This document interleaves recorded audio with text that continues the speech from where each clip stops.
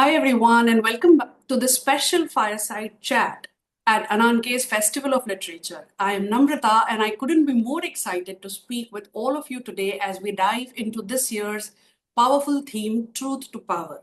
Joining me today is the incredibly talented Faiqa Mansab, a writer whose voice is as fearless as it is poetic, as rooted in mysticism as it is in the messy, beautiful realities of the world. Today, we'll be talking about her latest novel, The Sufi Storyteller, published by Penguin Random House India, a work that explores love, loss, fate, feminism, and the many ways in which storytelling can be a radical act. Released last month, The Sufi Storyteller has already been stirring conversations far and wide. In our fireside chat, we will delve into the heart of storytelling as a powerful medium to challenge narratives and reveal deeper truths. Faiqa's work exemplifies how literature can be a beacon of courage and honesty, a call to stand up for what is right, and a reminder that the truth has the power to transform. Her writing invites us to pause, to reflect, and to question. And in doing so, it speaks truth to power in the most powerful way through empathy, through beauty, and through resistance. I'm eager to explore her journey today, the inspiration behind her new book, and the role of storytelling in today's world. A world that now, more than ever, needs voices that speak truth to power. Before we jump in, let me share a bit more about her journey and work. Faiqa Mansab is a Pakistani writer. Her first novel, This House of Clay and Water, was published by Penguin India in 2017. It was an Amazon Editor's Pick, Amazon International Women Writing Pick, and was shortlisted for the Getz Pharma Literary Award and the German Consulate Peace Prize in 2018. The novel has been translated into Turkish and is available as an audiobook by Blackstone Publishing USA. It has also been optioned for screen adaptation. Faiqa's work in English has also appeared in Lucy Writers' Platform, Cambridge, The Missing Slate, London, Medusa, London, and in Punjabi, she has written for Barama, Pakistan. The Sufi Storyteller is her second novel. She lives with her family in Lahore. So, without further ado, let's embark on this enlightening conversation with Faiqa Mansab. Welcome, Faiqa, and thank you for being here with us. Thank you so much, Namrata, and thank you for this wonderful, wonderful introduction. I am most humbled. Thank you. Thank you, Faiqa. So, coming to the Sufi Storyteller, it's your second novel. How has your writing evolved since this House of Clay and Water? I think, Namrata, I don't know if it's evolution, because I see that I have perhaps become more confident in expressing myself and not thinking at all about, saleability or publication. Because the reason I say that I don't know if it's evolution is because I don't think I was doing that initially either. Even when I was writing this house, I was not thinking of sales and I was not thinking of publishing. I just write the story that I feel I need to write, you know. So nothing has changed, I think, as far as that is concerned. I hope that my readers can tell me if my writing has evolved, because I feel that with each book, a writer, must get better because it's the next step. So I hope that I have evolved as a writer. That's really wonderful. So your work, as I have seen, I've read both your books so far. So your work moves between languages, cultures, and genres. How does this multilingual and multicultural influence shape your storytelling? So, okay, the thing is that I wish I had more languages. I only have three, and I've delved into literatures in Punjabi and Urdu and English, and of course, translated works in English. But I wish I had more languages so that I could have explored more literature and more books. Um, the fact that I am, multilingual is something I think unconsciously reflects in my work. It's not something that I think about. It's just the way I think, and I think perhaps that's true of all multilingual writers, and um, their whole experience sort of reflects in their work, I think. Yeah, this is so true, Feka. I started learning my own mother tongue. I mean, I can speak, but I can't read and write. I started learning that very recently, and I realized I saw the conversations and everything so differently once I knew how you read and write. You see the depth in smaller words because through movies or through songs, whatever you've just heard, you've not seen it in writing.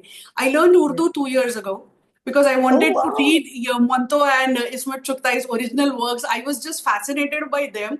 And so, Yeah, that's when I understood that every year I will learn one new language to read and to write because that's I my love way of that. trying to experience that beauty in the most original form. Because that's when I Yes, realized that the moment you translate it into English or any other language, some words just don't make sense in English. What that you is do so when true. you express in Urdu or even in Punjabi or any language for Yes. that matter, English Hmm. takes some beauty after that, I guess. And it gets too mechanical, I believe. I agree with you. I mean, I've been trying to sort of learn Arabic and Persian. It's an ongoing thing. I'm not so dedicated that I take 2 years. I've been doing it, on and off. And the beauty of, especially Arabic and Persian is just, I think the reason that I see that beauty is because there's so much of that in Urdu. There's a Yeah, lot of Arabic and Persian in Urdu, so I can recognize those things. And I feel that I wish I had more, fluency in both these languages. Because in Urdu, it's like in Arabic, every word is rooted in three letters. And then the number of words that it come out of those three letters, it's amazing. And with little difference, uh, it's such a rich language. And I think Urdu is as well because after all, it came out of three languages. yeah, Sanskrit, Arabic, and Persian. So I feel that it is Urdu is a very rich language. very true. Very true. So, coming back to the Sufi storyteller, it blends mystery, history, and spirituality. What was the initial spark for this novel? Um, Namrata, I did my MPhil in English and World Literatures in 2007, I think. And my thesis was on Sufism. It was a comparative study of Sufism with Jostein Gaarder's work, who is a Norwegian writer.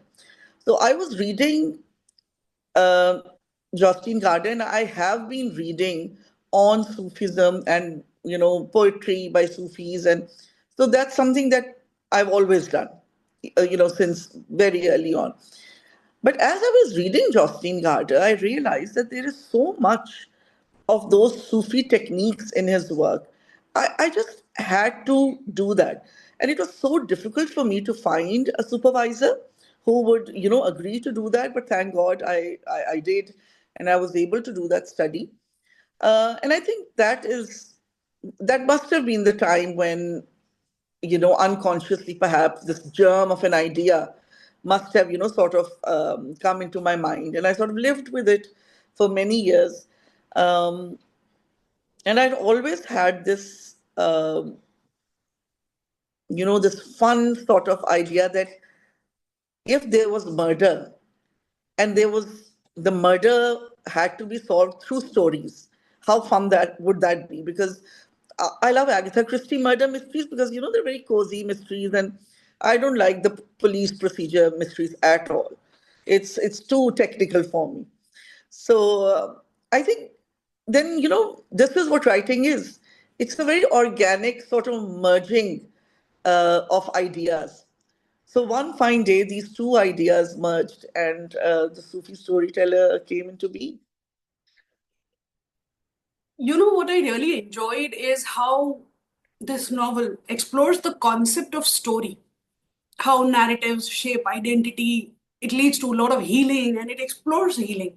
So, can you elaborate on the idea of entering the realm of a story in the book? Sorry, the real? Entering the premise of the story. You have explored Yeah. how a reader enters the story. That story Yes. is, yeah. So, Yes, the how, world of yeah, the world. story and the world. Um, Namrata, I think that's something very personal. Yeah, And I think every reader, a genuine reader who has lived through books, I think we all feel that. We feel that the moment we open a book and you just pulled into another world. yeah, And again, not all books do that. There are some books that, once you've entered that realm, you would never leave. The true. Narnia books.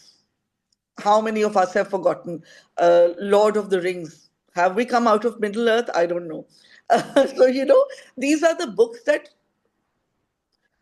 leave something of themselves or take something from us so that we are always joined.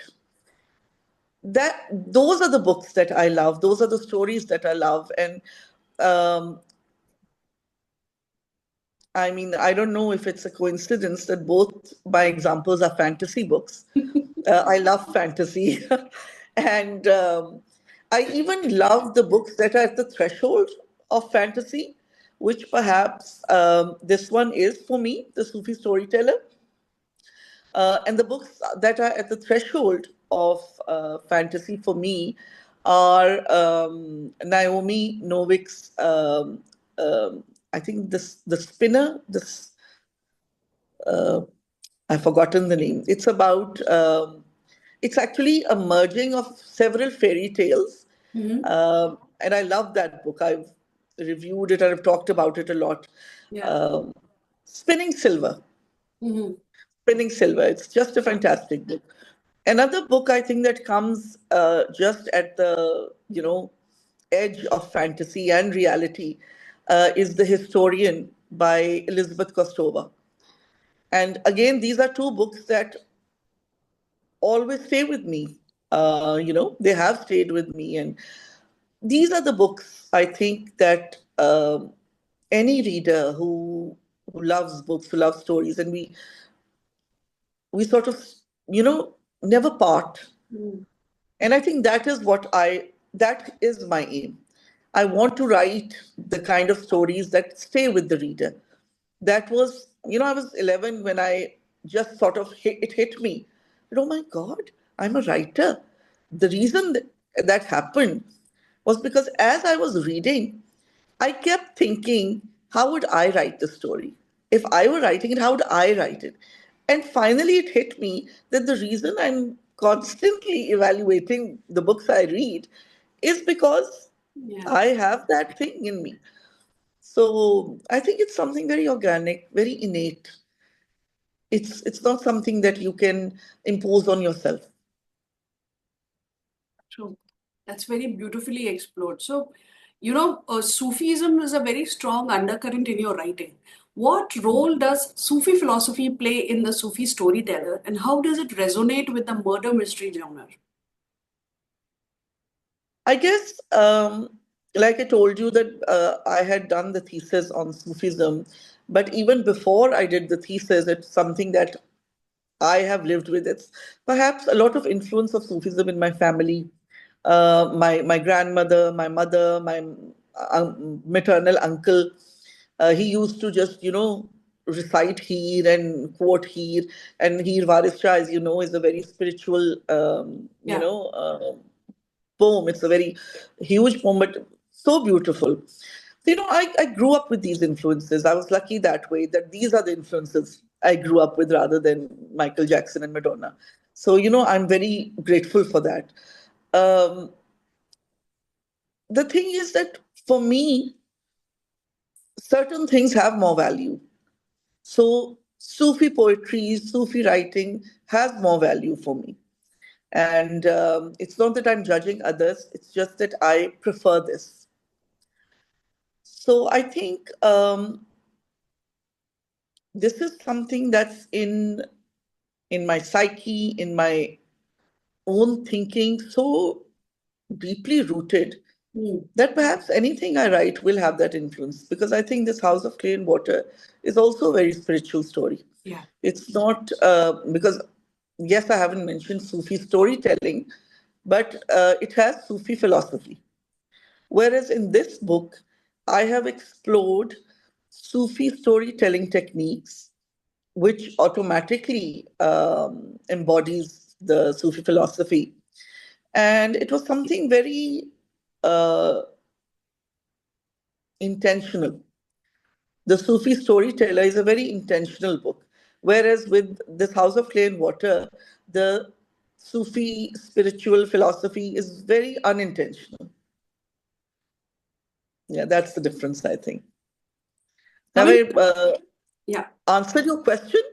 yes, of course, Okay. I've forgotten what you were absolutely. talking about. Coming to the characters of this book, so Leila and Meera are both very complex women. Each are Yeah. dealing with trauma, with history, and the power of stories. So, how did these characters take shape in your mind? So, Namrata, whenever I talk about my writing, I always own up to this thing that I start writing a novel. The idea may have been with me for ages, but I start writing a novel when I hear the character. I heard Meera. It Wow. was Meera's voice that came out, and it was Meera's, and it's just so sudden. I would be sitting, and this whole conversation will just be in my head, and I realize that okay, this has to be Meera, and I start writing. So it was Meera and her, um, the way she talks about stories. That was how it started. This novel. It was Meera talking about stories, her love of stories, how important stories are, how they can change us and our reality. Uh, and of course, immediately I realized that this is a very Sufi technique when stories can change the way we think. And, people who have read stories by Sufis or, you know, they know what I'm talking about. The Conference of Birds, the Shahnameh, even, the way that Firdausi reveals the histories. Uh, it is very ironic. There are devils and demons in the story. So there is that magic. There is the divine reality there as well. So all of these old um, tales, they teach us these techniques. They teach us the reasons for writing such stories, the way they open up your mind suddenly. That is what I wanted to, revive. That is what I wanted to capture in Right. my writing. In many ways, your writing, especially this story, has definitely challenged a lot of traditional notions of history and storytelling. So, how do you see fiction as a tool for reclaiming narratives, particularly for women? I think fiction is the strongest, I think, tool that we have. I mean, poetry too. I love poetry. I wish I could write poetry. Um, I think poetry and fiction are very, very powerful. Fiction, I think, in different ways, because you see, poetry is the truth. Yeah. It is distilled truth through an image, through a symbol. It's right there on the page in very, like I said, in an image you can understand.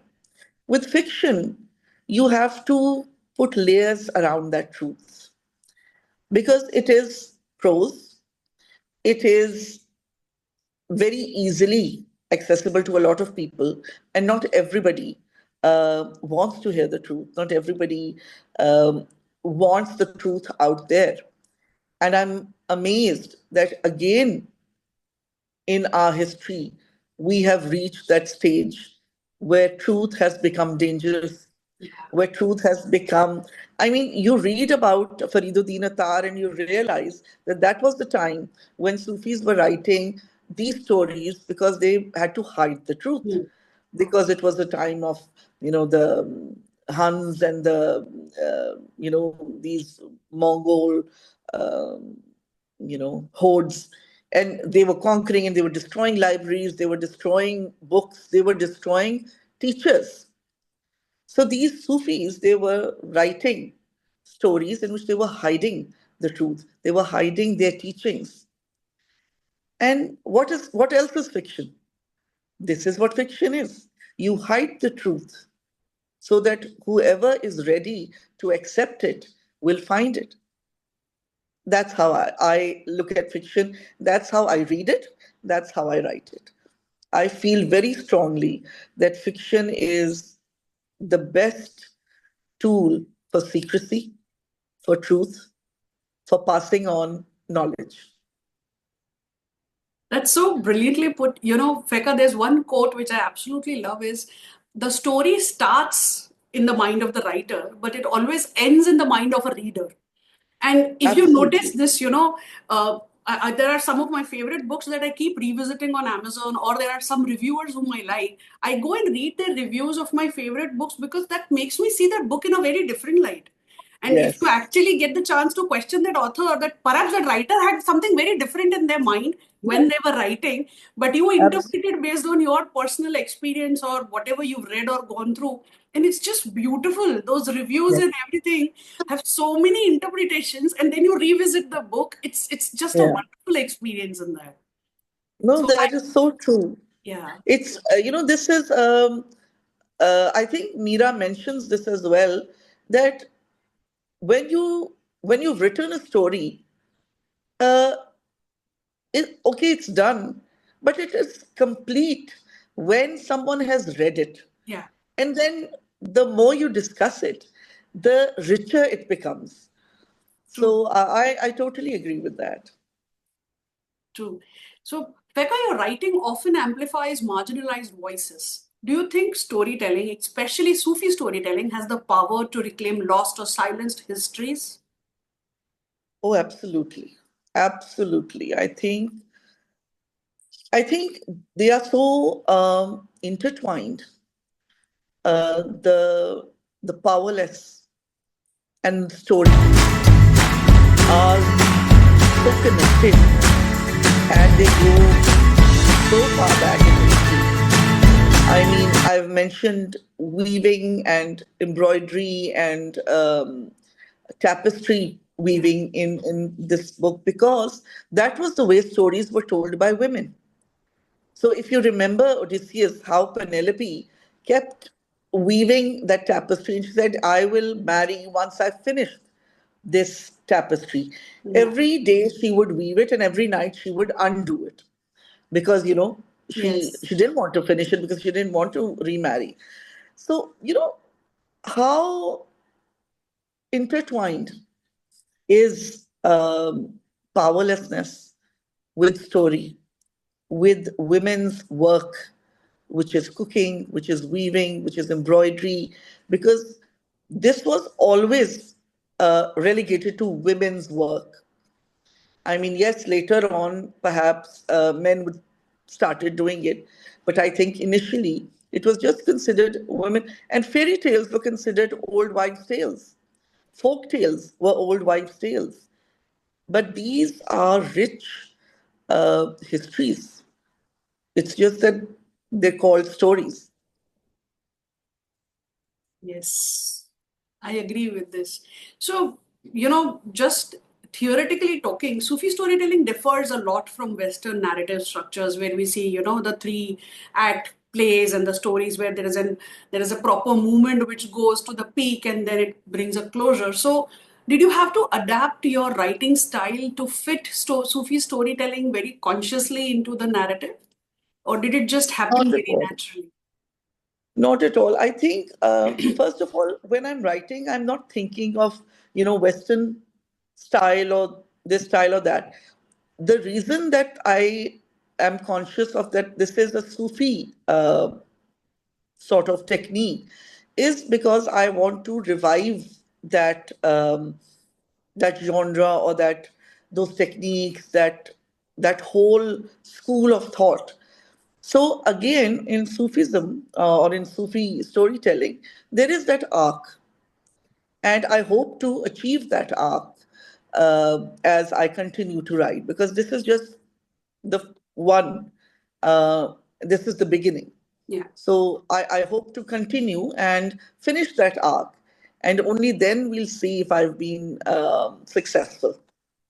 But Okay. it has nothing to do with, Western canon or Western techniques. This is very much sort of entrenched in Sufi techniques and Sufi philosophy and Sufi teachings.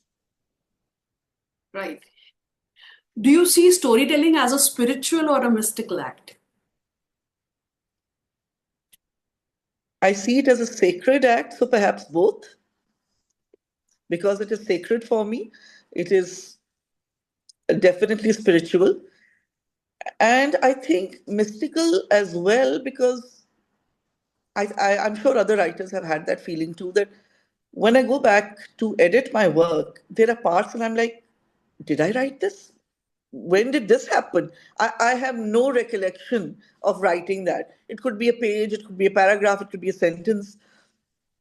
So definitely, perhaps there is something out of body while you are writing. Perhaps you're so involved that it is no longer a conscious act. But I definitely think of it as a sacred act and a spiritual act. Yes. With the House of Clay and Water being adapted for screen, do you think the Sufi Storyteller could also work as a film or a series? I have no idea. I mean, I think it's a tough one, isn't it, to adapt on for screen. Actually, I feel so is this House of Clay and Water. I find that because nowhere in my mind I'm thinking about screen or anything else. I'm just focused on the story. So I don't know whether my books are actually for the screen or not. Someone very talented perhaps could do it. I don't know. I don't think about it. So I can't really say. Okay. So, can you talk about the challenges you faced while bringing Sufi storytelling into contemporary fiction? I think I'm going to face them now because as I continue um, delving deeper and deeper into it, I think that's when I'll be facing them more. With this first one, it was not difficult at all. It was just something, um, I think it was just happening very organically. And it's also, I was looking at it more as a map for future books as well as maybe the key to the continuation of this tradition. So perhaps this is a very rich sort of book because there's a lot in Yeah. it, because a lot of it has to be used in the future in the other books. So yeah, I think I'm going to face more difficulty with with the future books. So, if you were to talk about the Sufi storyteller, I have always seen that, you've been a very character driven writer, and how you talk about your characters, and your characters are actually people whom you can feel. So, is it that they also tell you the ending? Like, are you completely ready with the entire plot, or does it just happen? How does your writing flow? It's not very linear Mhm. because sometimes, in fact, I think with both these novels, the ending I had written long before I had finished actually the story. Again, like I said, it's there uh, in my mind's eye, and I know that this is where it must end because I am very afraid of overwriting. Mhm. I don't want to continue writing even when the story has finished. Right. So I want to finish at that point when the reader is still wanting more. Because if you're overwriting, it's you are doing a huge disservice to yourself, to your work, to those characters. So you need a good writer will stop when the reader is still wanting more. So sometimes I just In fact, I think both times it happened that I knew that it must just stop here. I don't need to write more. So, I mean, I don't know why it has happened both times, because it's not that I thought about it, that this is what I want to do. It just happened that way. Yeah, it's not a conscious thinking. Right. I think it's a very organic sort of process. That's why I say I follow the characters because, Yeah. uh, it's basically my unconscious mind that has a firmer grip on the story. And so I follow that. Many Sufi stories are allegorical, they carry a lot of hidden meanings and layers. So, does the Sufi storyteller also follow this tradition? Oh, yes, absolutely. Absolutely. There is a lot of symbolism, there's a lot of, um, uh, you know, what is, those kids when they watch movies, they say this is a something egg. Yeah. It's like that. There are things which I will return to in the next books. So, yeah, definitely they are there. Oh, as a reader, that's very exciting for me. So, this brings us I to the hope. last question, Feka. What is that one message you want readers to take back from the Sufi storyteller? I think the most important thing right now, and I think in if you see the history of Sufi stories, the most important thing is the ability to change your mind, the ability to realize that what I had believed is not real, is not true, and there is more, and I must explore. I must keep searching because the truth uh, is there. It's just you have been taught not to see it. So that is the message. That's a really powerful message, Feka.